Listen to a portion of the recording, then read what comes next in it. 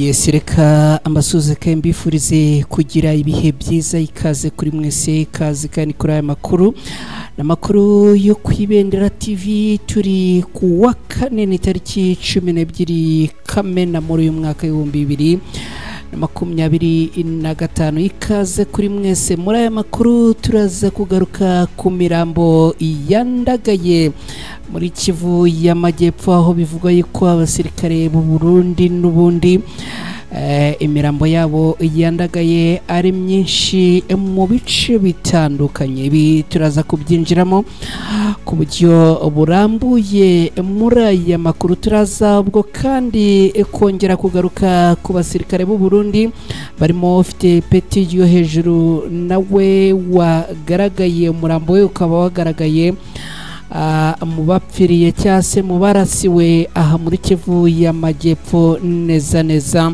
imurenge, ubwo abarwanyi b'intare za Serambwe na twirwaneho barasaga barwanyi bo ku ruhande rwa leta ya Kongo. Turaza kandi kubabwira ko hamaze kumenyekana ibijyanye n'ubusahuzi bukomeye cyane bwabereye muri sekiteri yitwa Itobwe. Aha turaza kurebera hamwe uko ibintu byifashe. Ibi turaza kubyinjiramo ku buryo burambuye muri aya makuru. Turaza kandi kubabwira ko umushyitsi w'Imena abarwanyi b'intare za Serambwe bari bategereje kwakira igoma muri Repubulika Iharanira Demokarasi ya Kongo ni Bintu Keita wa MONUSCO yamaze kuhashyika. Turaza kugaruka ku bijyanye n'uru ruzinduko rw'uyu mudamu w'umusatsi w'umweru, uburyo yageze hano rwose yakiriwe neza cyane. Ibi turaza kubyinjiramo ku buryo burambuye. Turaza kandi kugaruka ku basirikare 742 ba SADC aba bagize icyiciro cya mbere cy'aba basirikare batashye n'ubundi banyuze ku butaka bw'igihugu cy'u Rwanda. Turaza kurebera hamwe rero imibare yamaze kongeraho. Turarebera hamwe imibare y'abasirikare ba Tanzania batashye, aba Afurika y'Epfo ndetse n'aba Malawi. Ibi turaza kubibagezaho ku buryo burambuye muri aya makuru. Turababwira kandi ko Human Rights Watch yagaragaje impungenge zikomeye ku kuba itangazamakuru yo muri Repubulika Iharanira Demokarasi ya Kongo yarakumiriwe mu gutangaza ibijyanye n'amakuru ya Joseph Kabila. Turaza kurebera hamwe ibi byamaze guhagurutsa Human Rights Watch ikiyama cyangwa se ikanenga ibikorwa. Hanyuma turaza kurebera hamwe kandi amakuru agaruka mu mujyi wa Uvira. Turaza kurebera hamwe uko umujyi wa Uvira magingo yabyifashe. Ndaza kandi kubabwira ko ahitwa Katogotani muri Kivu y'Amajyepfo hamaze kurasirwa indege y'igisirikare cya leta ya Kongo FARDC. Iyi ndege ngo yari yoherejwe na Kisekedi kubera iyihe mpamvu? Ibi byose ndaza kubibagezaho ku buryo burambuye. Cyo ngusaba no kutava hano kwibendera TV ya makuru hatarangiye. Ikindi ngusaba no gutereka like yawe tayari ukinjira hano. Ikindi nagusaba niba uri mushyashya nyemerera utereka subscribe yawe. Mu gihe utereka subscribe kandi wibuke no gukora kuri ako kantu kameze nk'inzogera ni notification sign kugira ngo tujye tukoherereza amakuru utagombye gutakaza umwanya ujya kuyashakisha. Mukanya rero umunyemerere ngaruke twinjira muri aya makuru ku buryo burambuye.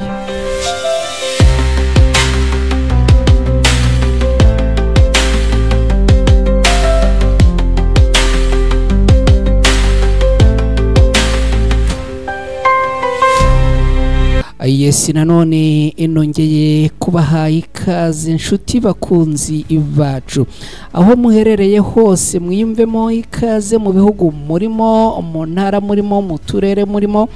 Mwese nago ndi bubarondore, ariko kandi mwese tubafite ku mutima no kwibendera TV. abantu baduha commentaire cyangwa se baduha ibitekerezo, yaba ari abazana ibitekerezo byiza, yaba bazana ibitekerezo bitari byiza, mwese byanze bikunze mwafashe umwanya wanyu mugakurikira aya makuru. Ntago rero twabarenza ingohe. Abantu duherereye hamwe mu rubuga rw'abakunzi ba Ibendera TV, namwe mbahaye iyambo. Reka twinjire muri aya makuru. Aya makuru reka tuyahere muri Kivu y'Amajyepfo ahitwa Katogota. Igisirikare cya leta ya Kongo FARDC cyahohereje indege y'imirwano, ariko iyi ndege n'ubundi ikaba imaze kuraswa n'abarwanyi batwirwano ndetse n'intare za Sarambwe. Amakuru aturuka ahangaha n'ubundi aravuga yuko ngo iyi ndege yoherejwe na Tshisekedi, akaba rero ngo ari umusada yarahaye aba barwanyi barwana ku ruhande rwa leta ya Kongo, ndetse ngo ikaba ari indege yari deployinzwe mu rwego rwo kugira ngo n'ubundi ijye kurasa imareho abarwanyi batwirwaneho n'intare za Sarambwe, dore ko Katogota n'ubundi hamaze igihe hari mu maboko y'abarwanyi b'intare za Sarambwe.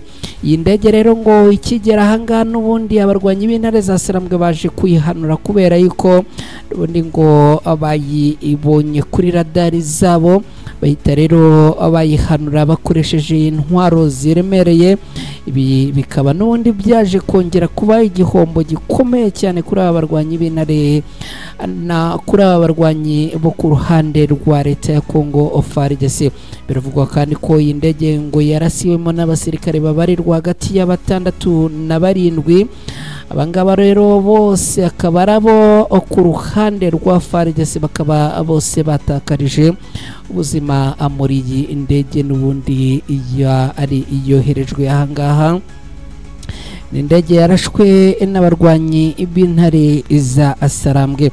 Ibyo tubivuyeho ko muri aya makuru turakubita tubangura. Reka twerekeze kuri SADC.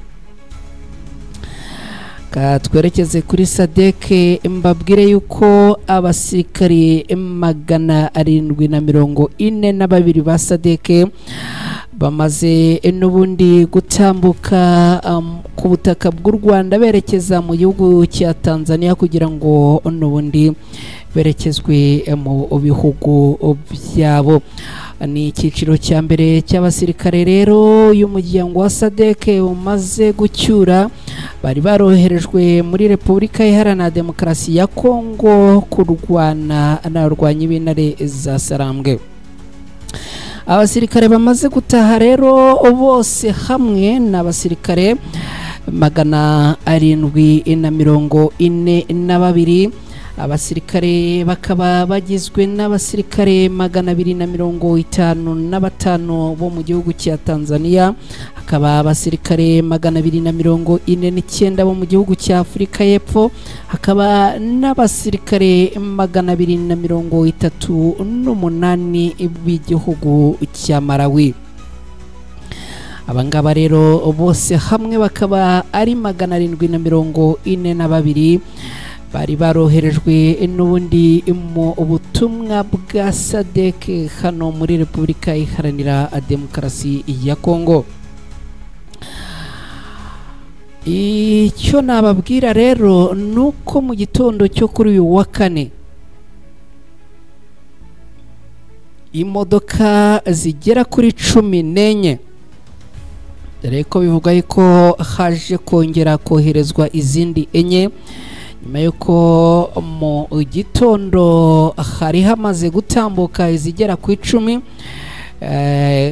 Abasirikare rero ko ari bose batwawe na bisi zigera muri 14 zo muri kampani ya Ritiko.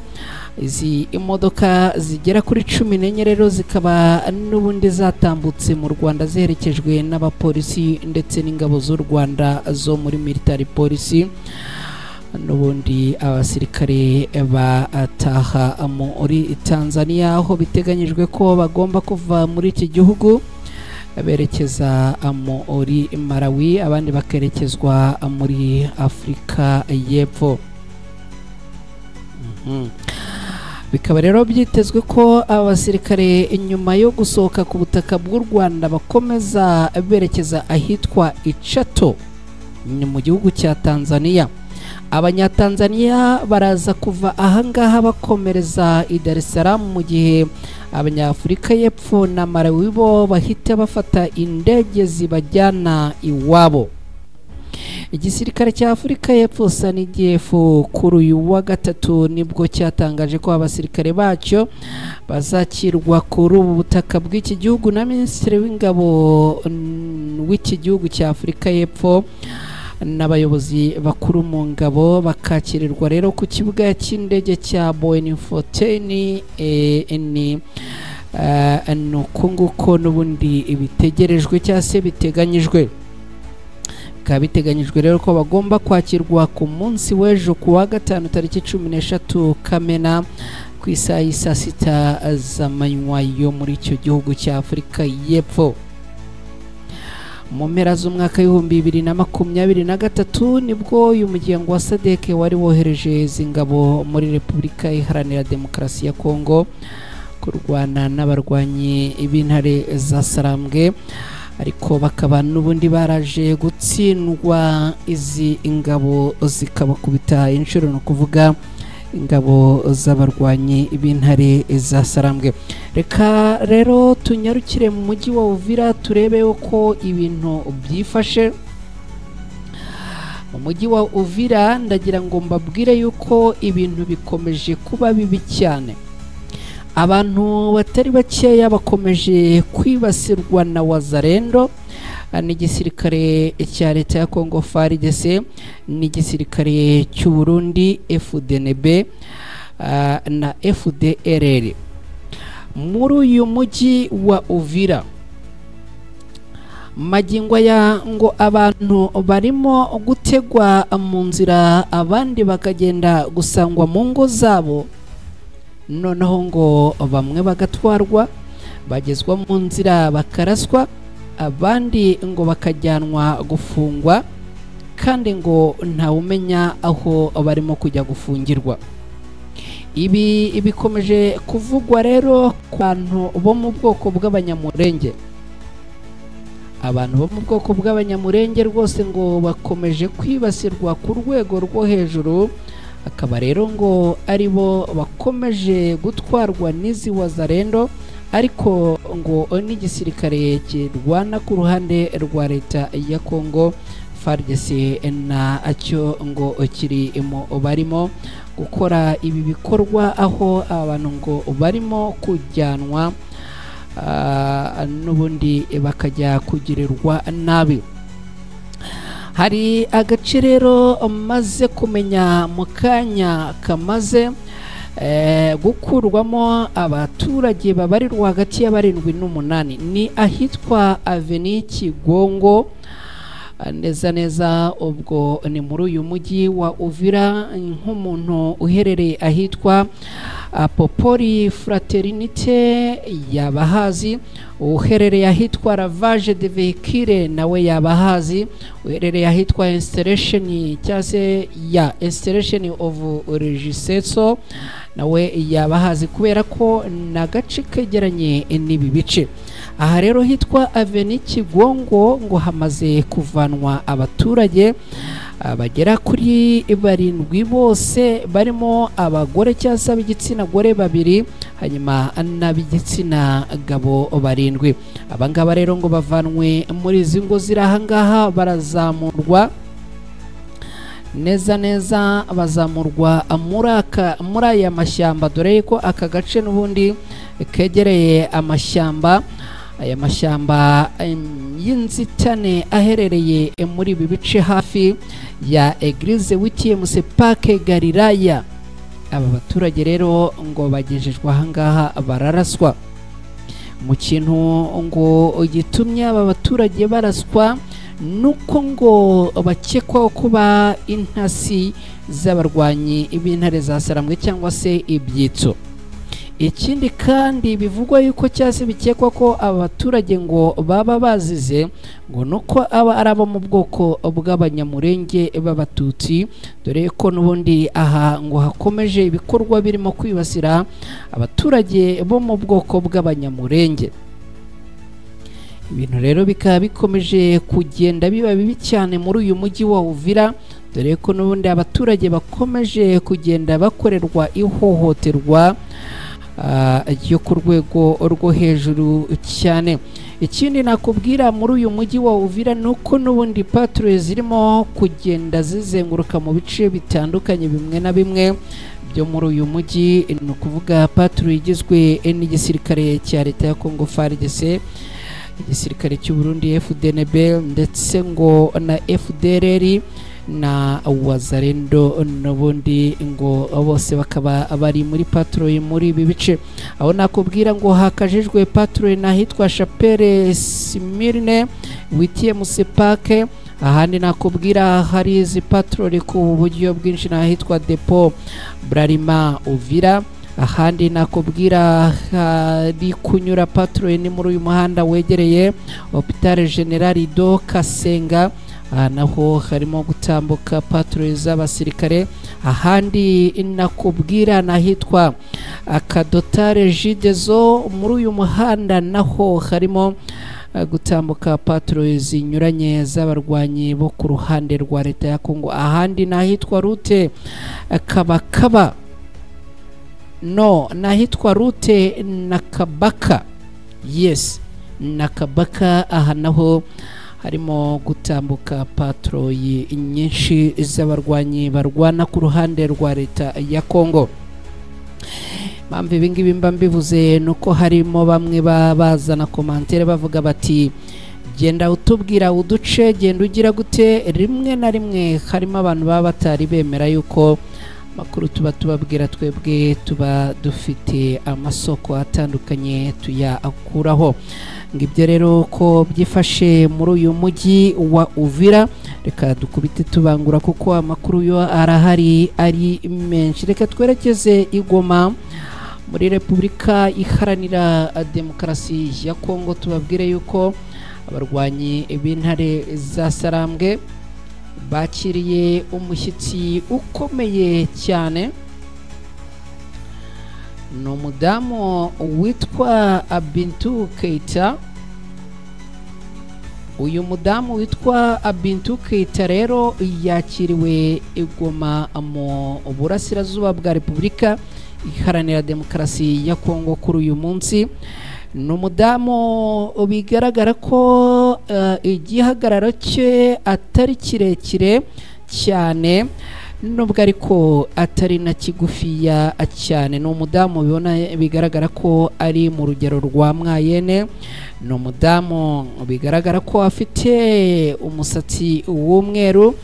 Ntago uraza kumbaza ngo ese ni ukubera byo yawusize cyangwa se ni ukubera wa musatsi ugaragaza abantu n'ubundi batangiye kugenda bagera mu myaka yo hejuru. Ibyo nuri bubimbaze, cyo nakubwira nuko ari imisatsi n'ubundi y'ibara ryera, mu ikote cy'icyatsi kibisi, mu ipantaro. Iyi pantaro navuga yuko ari umutuku wijimye, n'inkweto wavuga yuko birumvikana ni inkweto ishinguye y'abadamu ariko nanone idashinguye cyane. Rero yakiriwe ahangaha ari kumwe n'abasirikare bamurinze b'ingofero n'ubundi za MONUSCO. Ahangaha rero akaba yakiriwe neza cyane n'icyubahiro cyinshi. Uyu mudamu rero witwa Bintou Keita akaba yageze muri uyu mujyi wa Goma ku gicamunsi cyo kuri uyu wa kane tariki 12 Kamena muri uyu mwaka, hagana mu masaha y'isa 9 z'amanywa rwose. Akaba aribwo yari asesekaye n'indege yo mu bwoko bwa kajugujugu yari kandagiye ku kibuga cy'indege cya Goma. Uyu muyobozi rero amanuka rwose ubona yuko akanyamuneza ari kose. Umuyobozi w'umuryango w'abibumbye ariko akaba akorera hano muri Repubulika Iharanira Demokarasi ya Kongo, n'umuryango wa MONUSCO. uyu mudamu rero akaba ari we uhagarariye MONUSCO hano muri Repubulika Iharanira Demokarasi ya Kongo. N'uruzinduko uyu mudamu ateganyije kugira n'uruzinduko yagiriye ahangaha nyuma y'uko byatangiye kumenyekana ku munsi w'ejo. Mu bizanye rero uyu muyobozi harimo kugirana ibiganiro n'abayobozi batandukanye ba AFC barimo Bwana Corneille Nangaa usanzwe uyobora iri huriro rya Alliance Fleuve Congo ribarizwamo n'abarwanyi b'intare za Sarambwe.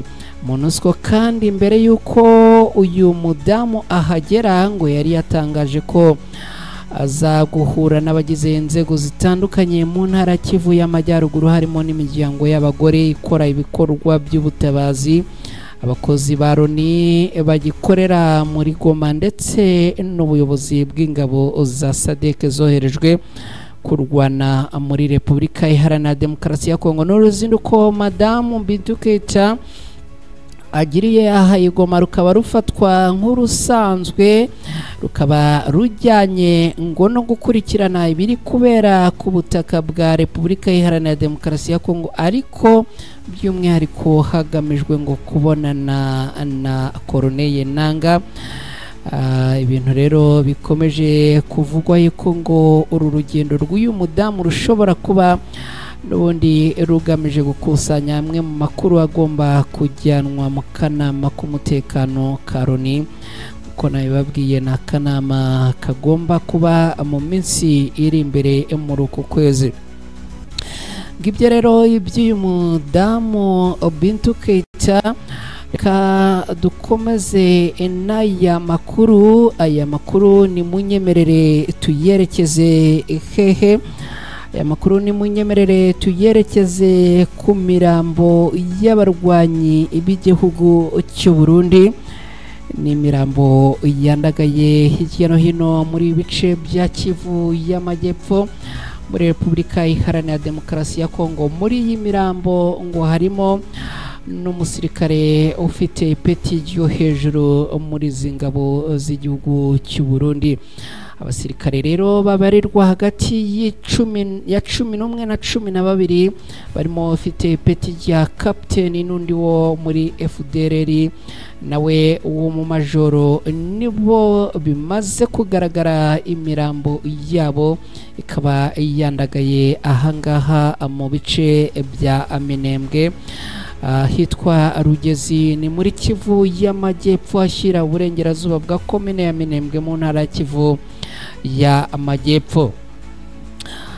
Hari amakuru avuga kandi ko iyi mirambo y'abasirikare n'ubundi ikomeje gushakishwa, ndetse bivugwa yuko ngo iyi mirambo ishobora kuza kwiyongera kubera yuko ibikorwa byo kugenda bashakishwa n'ubundi ngo birakomeje.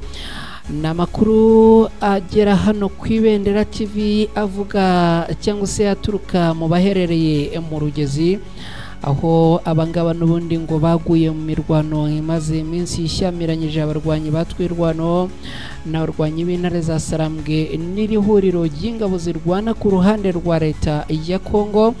Uruhande rw'ingabo zirwana ku ruhande rwa leta ya Kongo rero rukaba ngo rwari rurimo n'abasirikare b'igihugu cy'u Burundi.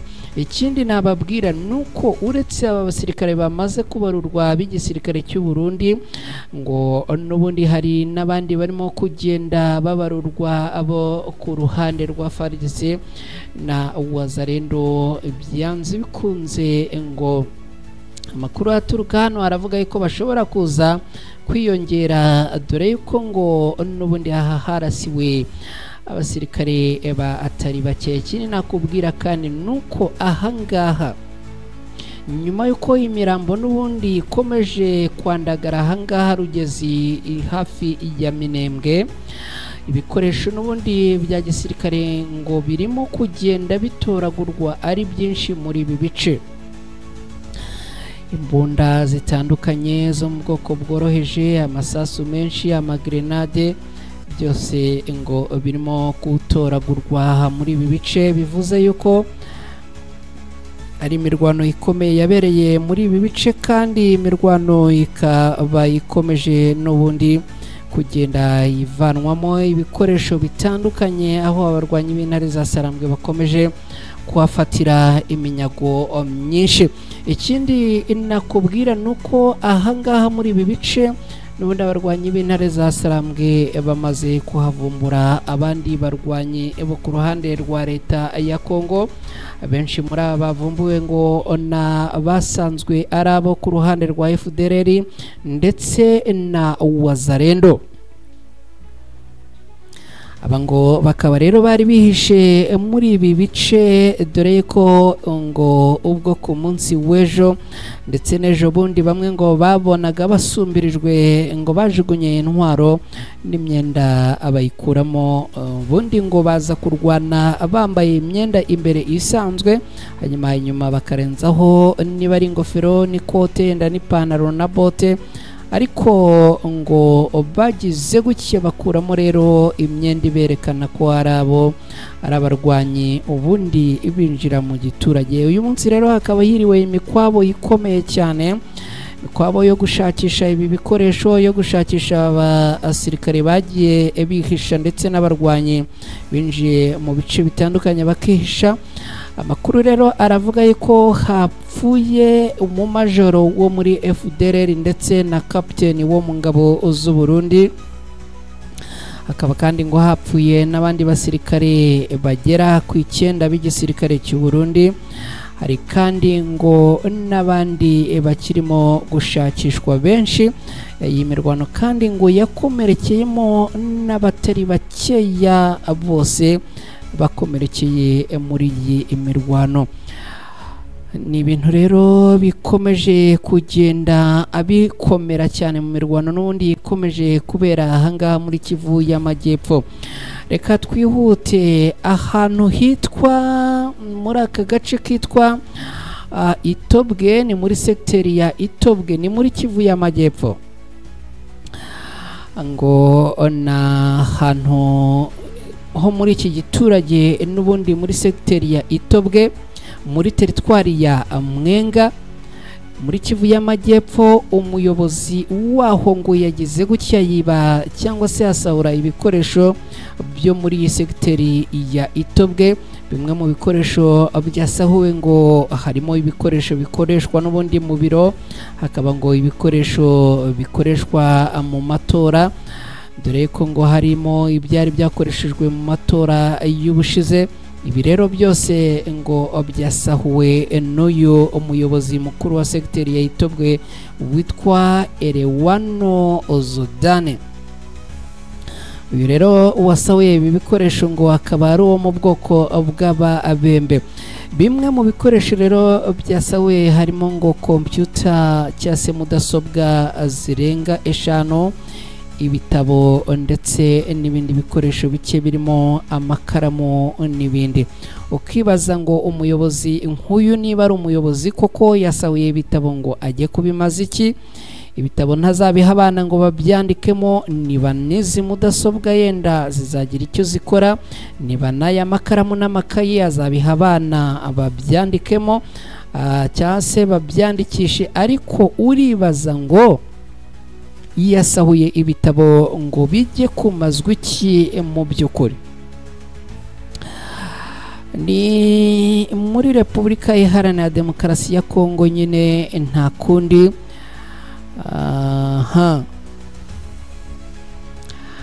Reka iyi nkuru duhite tunanayivaho, ahubwo twerekeze muri iyi nkuru igaruka ku byo Human Rights Watch yamaze kugaragaza nk'impungenge zikomeye cyane muri iki gihugu cya Repubulika Iharanira Demokarasi ya Kongo, nyuma y'uko iki gihugu ngo gikumiriye itangazamakuru gukora inkuru zivuga cyangwa se zerekeye kuri Bwana Joseph Kabila wahoze ayobora iki gihugu.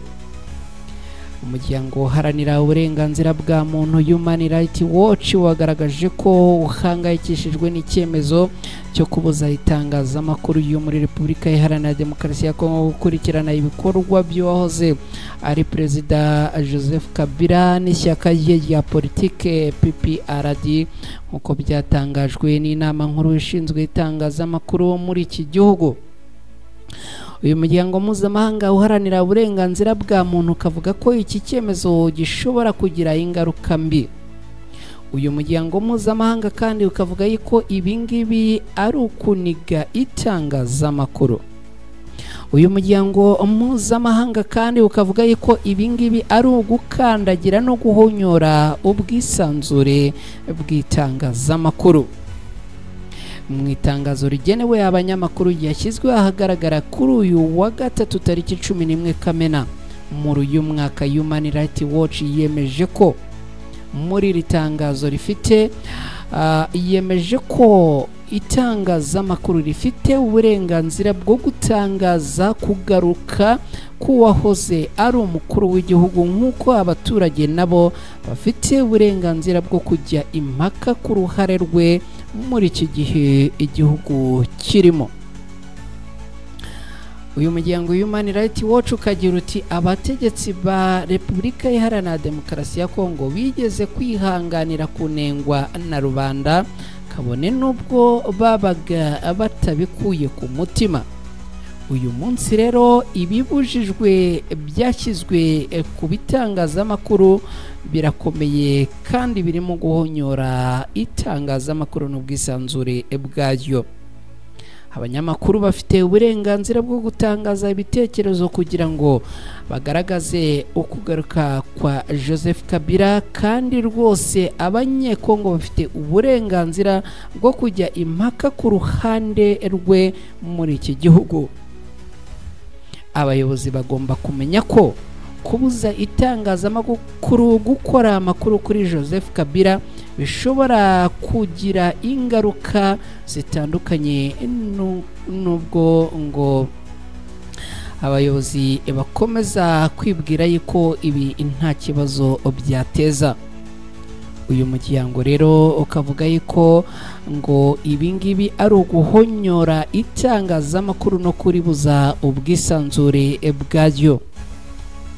Itangazo ryashyizwe ahagaragara n'ihuriro ry'abanyamakuru bo muri Repubulika Iharanira Demokarasi ya Kongo ku wa gatanu ushize ryamaganye icyemezo cy'ishyirahamwe ry'abanyamakuru bo muri iki gihugu cyo kubuza itangazamakuru gutangaza amakuru ku bikorwa bya Bwana Kabila ubwo yari amaze hafi ukwezi Goma, aho yari yatangiye kugirana ibiganiro ngishwanama n'abaturage, abanyamadini, abayobozi gakondo, abayobozi b'inyeshyamba, abahanga n'abandi barimo n'abakuriye urubyiruko muri uyu mujyi wa Goma no mu bindi bice bitandukanye byagiye bifatwa n'abarwanyi b'intare za Sarambwe. Human Rights Watch rero ikaba isaba ubuyobozi bw'iki gihugu gukosora ibingibi kubera yuko ibi ngo bishobora gushyira igihugu mu kangaratete mu gihe itangazamakuru rifatwa umunwa bene aka kageni. Ngibyo reka mbashimire cyane mwe mwese mwari muri kumwe natwe muri aya makuru. Nizere ko mukomeza kugubwa neza, nizere ko mukomeza kugenda mubana natwe no muri gahunda zitandukanye zikomeza hano ku Ibendera TV, ariko unyemerere utereke like yawe, unyemerere kandi niba utari watereka subscribe yawe ku Ibendera TV ube umwanya wawe mwiza wo kubikora. Nyuma n'ibitekerezo byanyu mukomeze kugenda mu biduha, ubundi tugenda tubyakira kandi tukagenda tubisubiza mu buryo bumwe cyangwa ubundi. Bye, ciao ciao.